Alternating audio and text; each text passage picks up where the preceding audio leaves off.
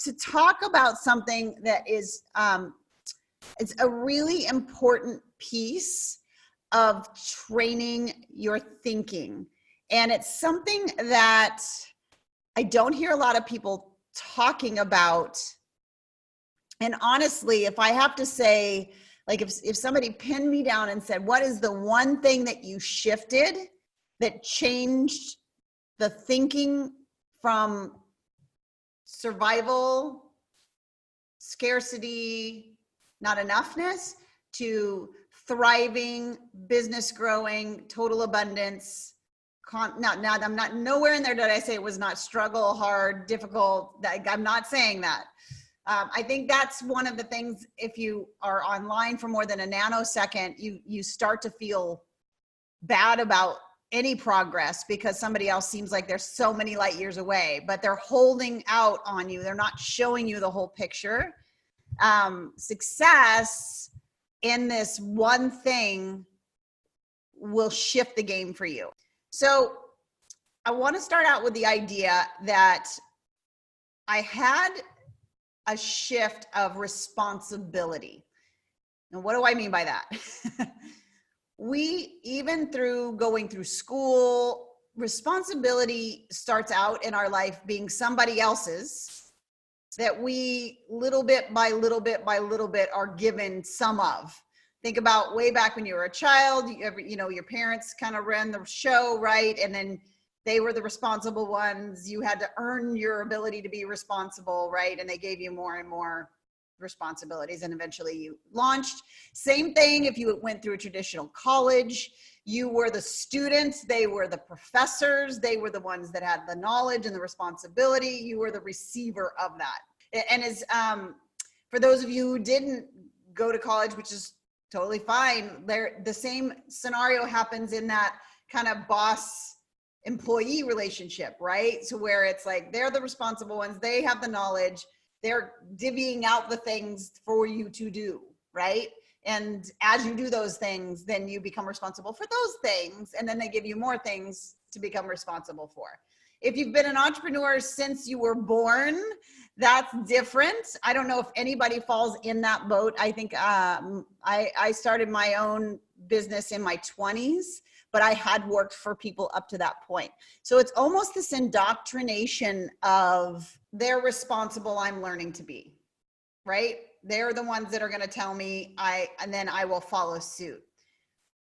What shifted the game for me, and it was definitely as I learned how the brain worked and how the neuroscience worked, if you don't have the concept of 100% responsibility starting to work in your life, it's such a simple term. You see it on Instagram all the time, right? 100% responsible all the time. But it is the game changer, because when you tell your mind that you are 100% responsible for the outcome, for the finances, for the relationship, for fill in the blank that you want that you don't quite have yet, then your brain does start to put the energy, the synaptic energy, the cellular energy to work toward that.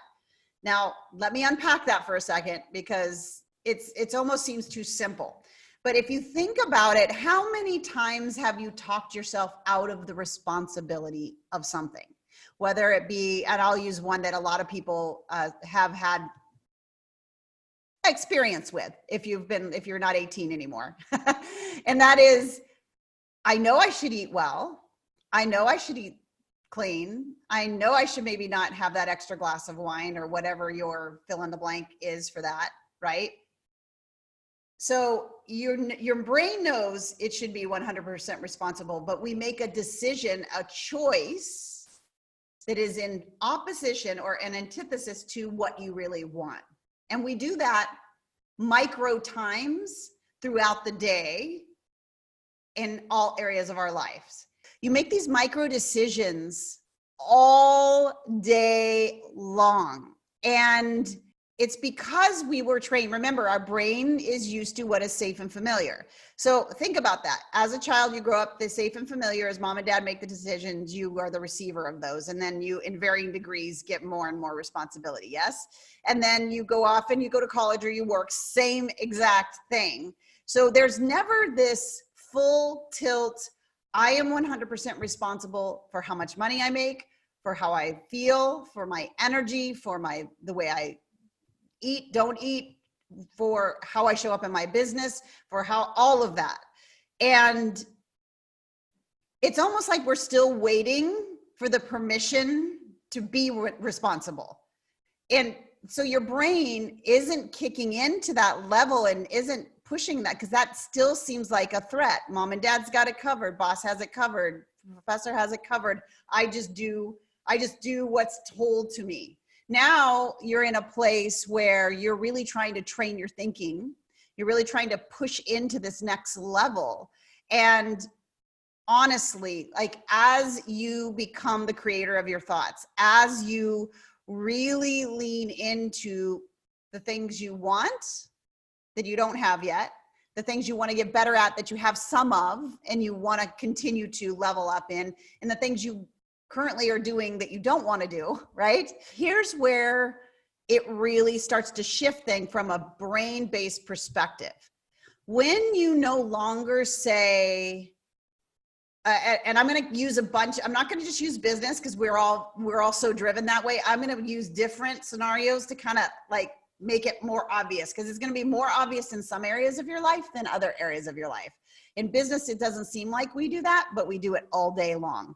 I need to go live. I'll do it tomorrow. Going live will get you there, but you don't do it because your brain helps you argue your way out of the responsibility of it. A great example of this, and it's going to touch kind of close to home, is for those of you who have ever been in a relationship and that other human being does something and it triggers you, right? It triggers you and you're ready, that all those neurochemicals are flooding in and you're ready to either fight, flight, or freeze, right? And all that's happening for you.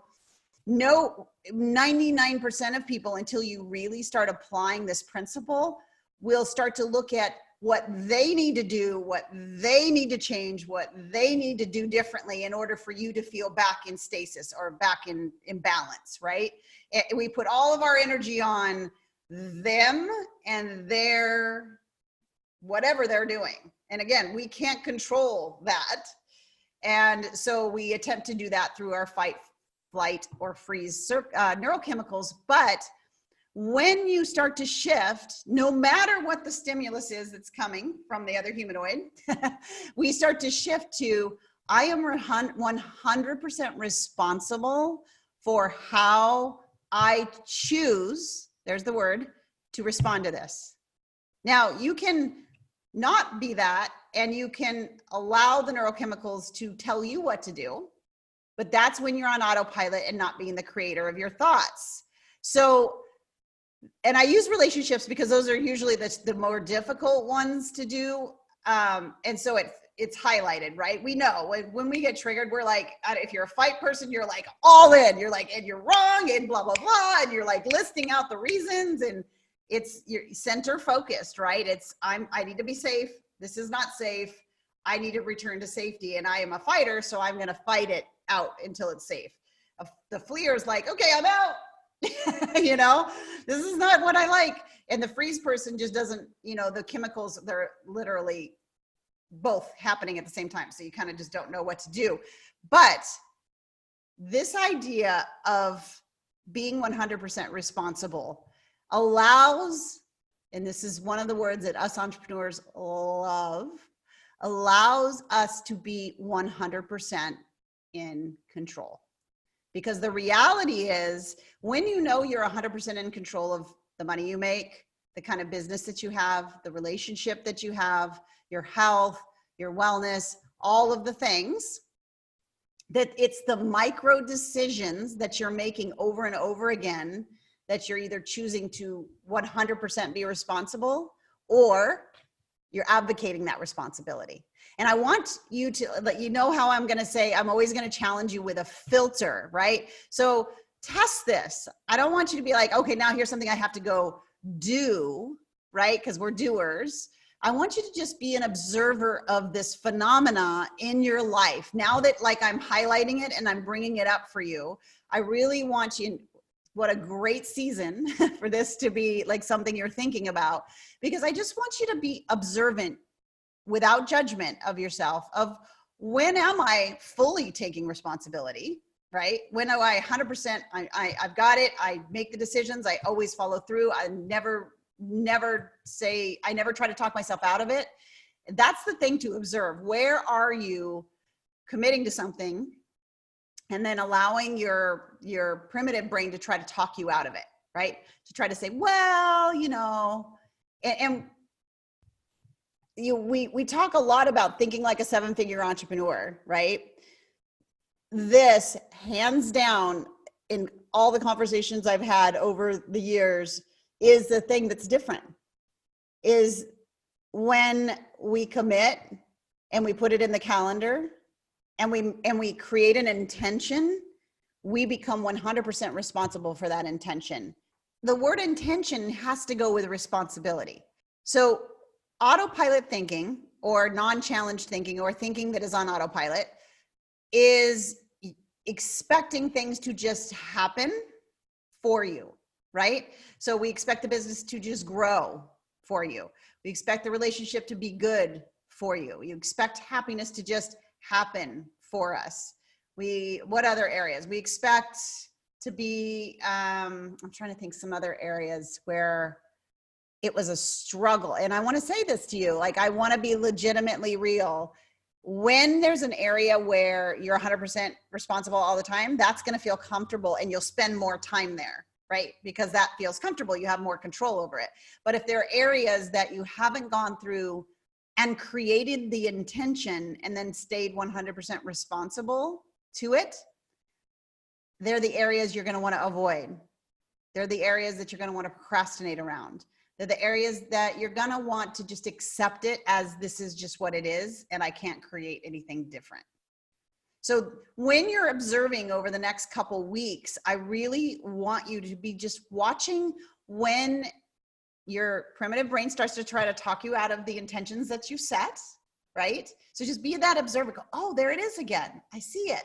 And especially going into the holiday season when even expectations increase, your list of stuff that you get done and it all kind of heightens, you'll see this in action so much. So intention, and so I want to touch on this for a moment, is necessary in high performance in every area of your life. And I hope that brings you joy, not heaviness. Because right now, if you haven't set an intention in every area of your life, you're just letting it happen to you. And then you're responding to what happens to you. And then depending on how your mental mastery has happened, you're either responding well or you're not responding so well. But either way, you're still in response to. And not to go meta on you here, but even in those things you can't plan on and then you have to respond to, you still get to choose and have the intention that you are 100% responsible for how you respond in a certain circumstance. And so setting an intention in your relationships. And here's the thing, we're never taught this, but yet this is how our brain works.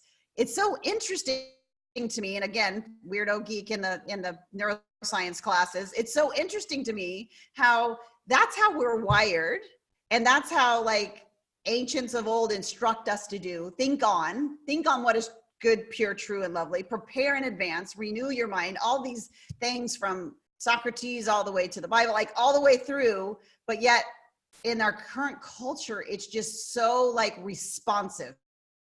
Even social media is a responsive media. Something does something and we're conditioned to do what?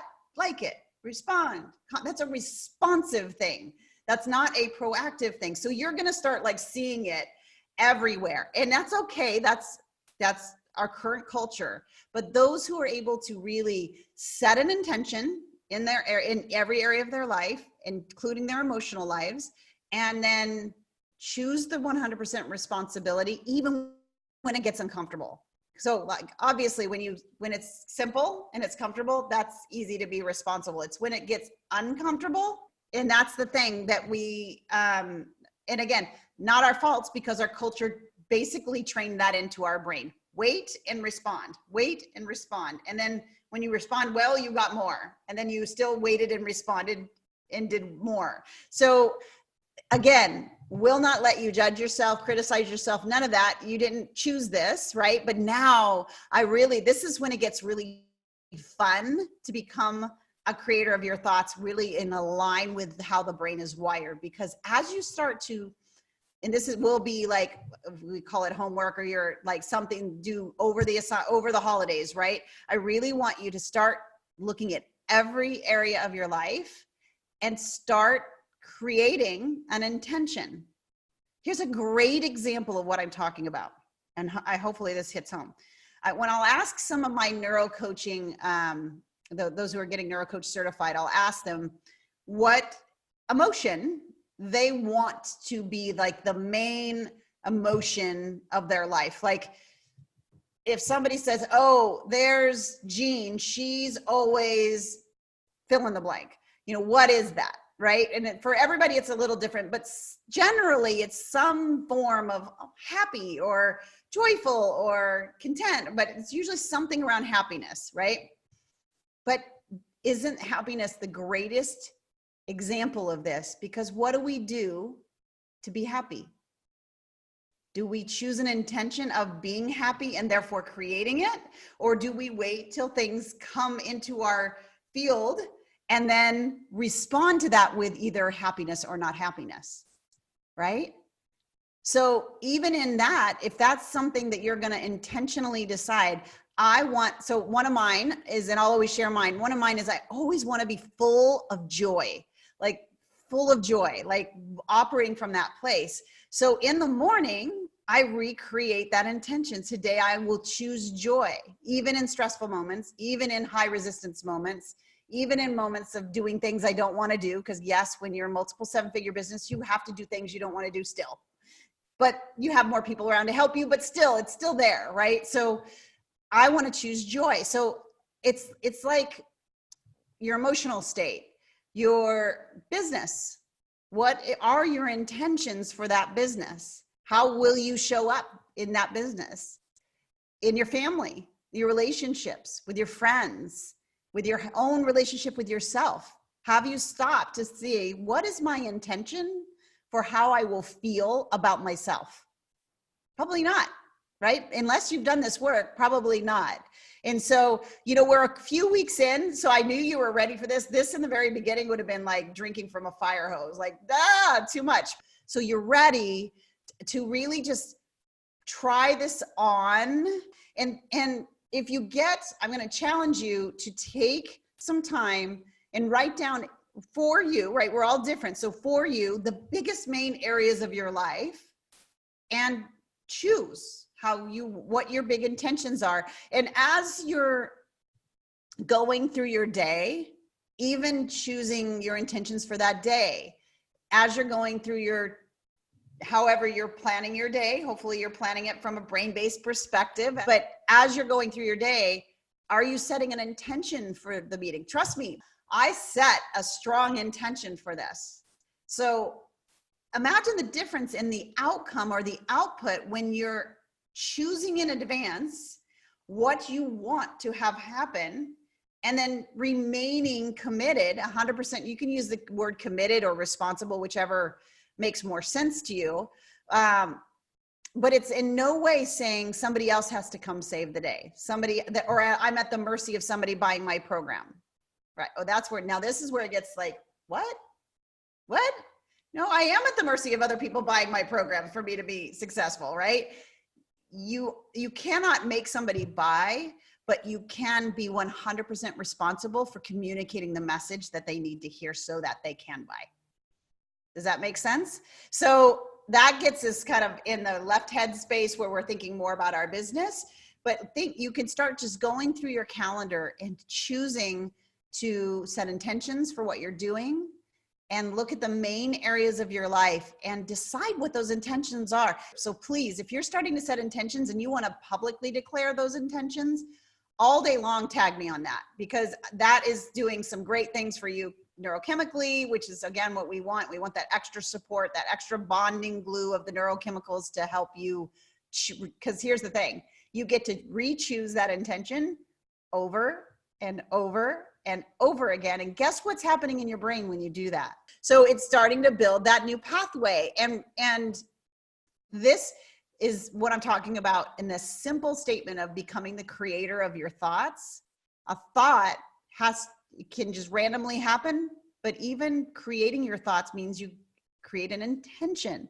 So how different do you think your relationship with your significant other would be if your intention before you even started is to bring them joy, or to whatever yours is, right? I don't want to ever put anything on you, but my intention is for my husband to always feel heard and seen. That's an intention. Why? Because I am one of those people that if I don't watch it and if I'm not around similar people, I'll just not see, I'm just moving, I'm going, I'm fast. Right. And we are like this quintessential turtle and hare, right? So he's slow and he's methodical and he takes a long time to get through things. And I love that about him. But to honor him, I have to create the intention to slow down and make him really, like, it's a win for me when he feels heard and seen. And I can physically see that. That would not happen if I did not create that intention. Because I'd just be, let's go, let's do this, And so look at all the areas of your life, not just your business, right? Not just your business, because we tend to love the thing that we have more control over. So, but in your business, start thinking about the things that it usually shows up around where you're talking yourself out of doing things that you know you need to, right? You'll have this internal conversation. This is what I'm going to do. I'm going to create these things. I'm going to go on video. I'm going to do this thing. I've got the plan. I need to create some ads. Like, you're thinking all this stuff. I'm going to put it in. So you start putting it in your calendar, and then the time arrives, the day arrives, and you go, I don't think I'm ready yet. I don't have enough. It's not perfect enough yet. I need to get some more on the sales page because I just don't think it's quite there yet. Or like that nervous feeling happens and you just kind of go, you know what? I know I'm going to work on it a little bit more, and then I'm going to do it next week. Creating the intentions and becoming 100% responsible. What I know about you is this. I know you're creating, and you're probably got a lot of to-dos. You probably know what you're supposed to be doing, could be doing, want to do. The intention may not be the problem when it comes to business. So in these areas where you're driven, it's usually that commitment or that responsibility. But one of the things your brain loves rewards, right? So checking things off lists, anybody love checking things off their to-do list? That's your brain's actually rewarding you every time you do that. That's why. I put a line by every single thing that I have scheduled to do, created to do, intended to do. And that check is my responsibility. So if that's not checked off, I'm not being in integrity to myself. Nobody sees this but me. All day long, we cannot hold that integrity or hold that level of responsibility toward ourselves. We can do that. And our brain, remember, is going to try to talk you into safe and familiar. So the good is, like, a shortcut to that is this idea. You start to become more and more responsible, right? More and more responsible. Commit to 100%. Have grace for yourself as your brain is trying to adjust and trying to build that network, right? Because you know how they're built now. And it's not going to be the flip of the switch. So in no way do I want you to go write down everything, have a bunch of things not checked off or circled, and then say, I failed. I would expect you're going to have some things not done, but recommit to it and to get a little bit stronger every time you're coming back to it. You're coming back to it. You're coming back to it. Your brain starts to go, oh, okay. She really wants me to finish everything on this, even if it's hard, even if it's kind of scary, even if I feel massive resistance around it. And that's the beautiful thing about intention and responsibility working as a team to get you where you want to be. I said I would do something in my business. Again, we're just talking business, relationships, all that becomes a little bit different. But obviously with relationships, you don't have to-do lists, so this is a different thing. So have grace for yourself, because your brain is going to be training itself to become 100% responsible. But when I don't do something, I circle it and I go back and I look at and it's, when you do this, here's the greatest thing. It becomes really obvious to you what you're not advocating for, like what is scary to you, what is causing that tension for you, because those are the things we typically don't want to do. The only difference would be is if you're somebody who tends to overschedule your day.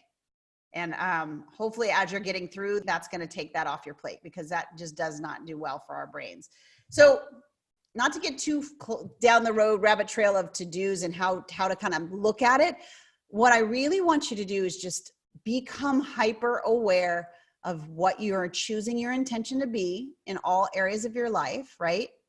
Personal, friends, relationships, business, health, your personal relationship with yourself.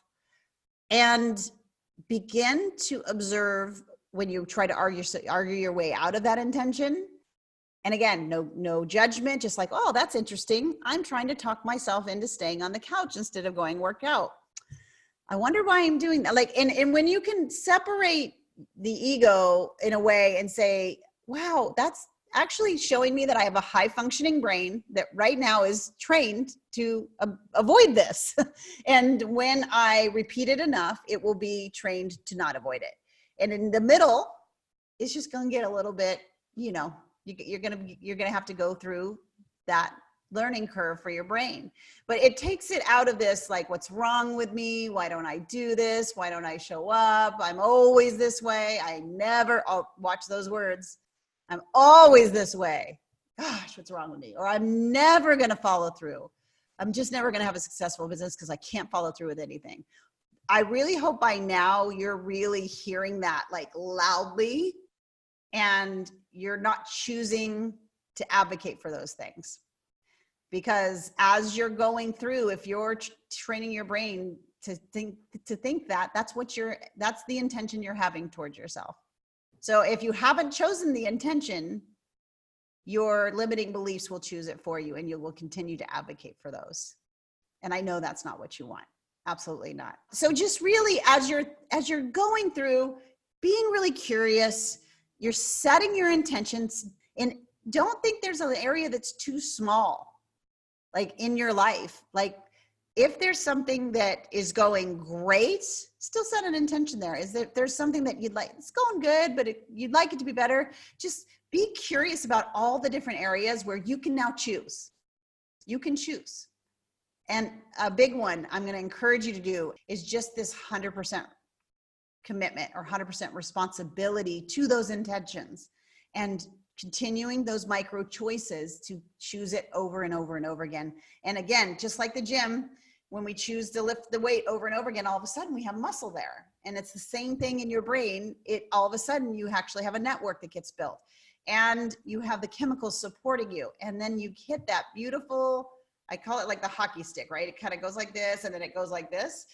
At that point, it actually starts to become more easy, more effortless, because you're returning to the intention, you're being responsible, and now the brain is now being trained that it is the path that you want to take, and it's becoming simpler and simpler. Now, I'm not going to tell you that there won't be a period of time that it's going to be a little bit of a tug of war, but you're strong. You can do this. Like you can allow resistance to be there, and to not make that mean that this is too hard.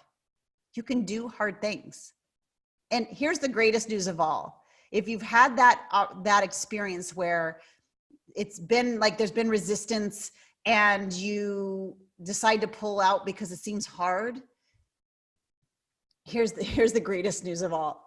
Once you choose to allow resistance to coexist with you, and still stay committed to that intention, what you find on the other side is that that resistance had a loud bark, but had no bite, to use a bad idiom.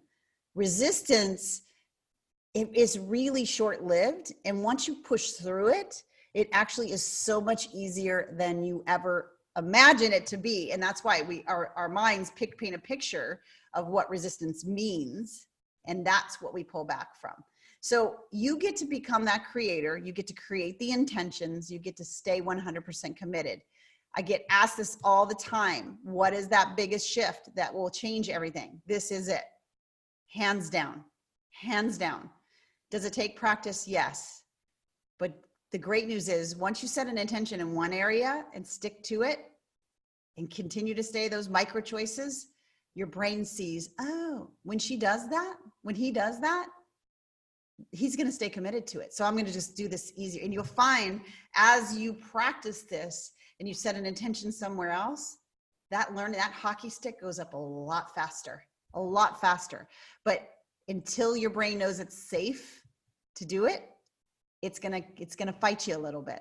So I hope this was helpful. I am super excited to see what intentions you're going to set. Please do tag me. And I just encourage you, no guilt, no shame, no judgment, just be curious. Where are those areas that I'm allowing myself to talk myself out of it? Where are the areas that I'm strong? And celebrate those, right? And use those as evidence to your brain that you can do hard things and you can stay committed to an intention and see it through. And when you have a moment that you don't, and you have to acknowledge that at that moment you weren't, you just get right back up and just choose it again and let it mean nothing. Let it mean nothing. You wouldn't go to the gym, right? This is an example. You wouldn't go to the gym and get a little tired and decide you're not going to do another rep of curls and make that mean something about who you are, right? You just say, I got tired. Like it's a physical thing. You would just say, I just got tired. But we do it to ourselves all the time, right? So I just really want you to embrace like the process of it and just be that curious observer. See where your intentions are strong. See where you need to set them. You're going to find some of you have already set some pretty great intentions and not even realized it. We set intentions with our kids all the time because when kids come into the picture, all of a sudden we have to be conscious of the way we're thinking and choosing and words and all that. So we get intentional with our kids because we know that I could have a profound effect on them one way or the other, depending on my choices. And so we tend to choose better for other humans than we do ourselves, right? So this is an opportunity for you to put those two words, intention and 100% responsibility, in front of you on your daily planner, and just ask yourself, okay, what are my intentions every single day? And recommit every single day to those things. And then I cannot wait to hear, please share wins with this, because it's, again, I'm asking you to do the 3% activity. So right now, what I'm asking you to do is what people that are really, really successful do all the time. It won't feel comfortable, right? Anytime you first ride a bike, it's not going to feel normal until it feels normal. But you know you can ride a bike, right? Because you repeated it. It's the same thing. So as you become more and more committed to this responsibility and really seeing the intentions, you'll start hitting the intention, and then you'll even raise the intention. And things tend to happen kind of quickly once you just even start paying attention to it. Most people don't do that. So when we're switching into business, most people do not lean into the intention of how they will show up so people can respond to their business, right? You can't just not show up fully for people and expect them to show up fully. There's a weird exchange that people think should happen, and it shouldn't. That's not how the law of the universe works. That's not how God made it. It's give and then you receive. So you got to show up fully and create that intention. How will I show up? How do I want to be seen? Create that. create that intention and then fulfill that intention by being 100% committed to it, and watch how things start to shift. And all of a sudden people say like, wow, all of a sudden this started happening and that started happening and doors opened and this happened. It happened because you showed your brain what you wanted and you stayed committed to the intention. And it doesn't always show up exactly how we think it will, but it shows up.